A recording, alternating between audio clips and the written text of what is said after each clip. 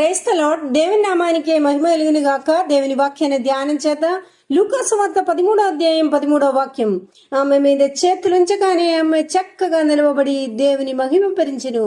నేను మరియు మీరు కొన్ని ఆరోగ్య సమస్యలు ఉండొచ్చు, అయితే మనం కొన్ని దేవుని పనిని చూడపోతున్నాం.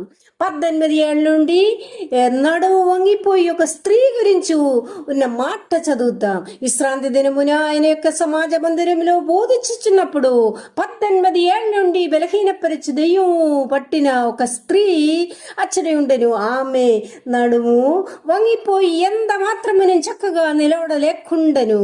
యేసు ఆమెను చూచి రెమ్మని పిలిచి, అమ్మ, నీ బలహీనత నుండి విడుదల పొంది ఉన్నామని ఆమెతో చెప్పి ఆమె మీద చేతులుంచగానే ఆమె చక్కగా నిలబడి దేవుని మహిమపరించెను. 18 సంవత్సరం అది సాధారణమైనది కాదు. ఒకసారి ఆలోచించండి. ఇక్కడ మనము చూడవచ్చు, ఈ సిక్నెస్ జబ్బు ఈమెను దేవుని యొద్ద నుండి వేరు చేయలేదు.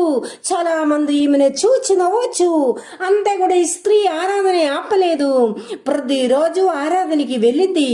ఈ కాలంలో ఆకాశంలో మేఘాలు కనబడితే చాలు ఆరాధనకి వెళ్ళవు. ఈ రోగబంధనము ఈమెకి ఆరాధనకి ఇబ్బందిగా కనబడలేదు. అయితే ఒక రోజు యేసు ఈమెను సమాజ మందిరంలో చూచి రమ్మని పిలిచి, అమ్మ, నీ బలహీనత నుండి విడుదల పొంది ఉన్నామని చెప్పి ఆమె చక్కగా నిలబడి దేవుని మహిమపరించెను. నీ బలహీనతను గురించి చూచి నీ నైబర్స్, బంధువులు నిన్ను అవమానపరచొచ్చు.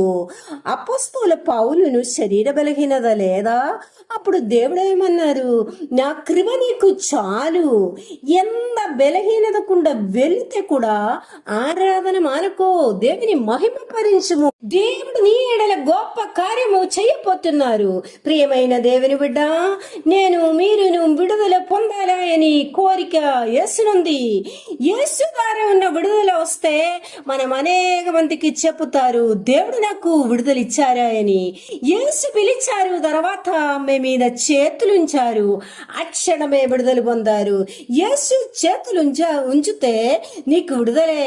చాలా సంవత్సరం నుండి బాధ కలిగి ఉన్న నీ విషయం మీదే యేసు చేతులుంచి నీకు విడుదల ఇవ్వబోతున్నారు.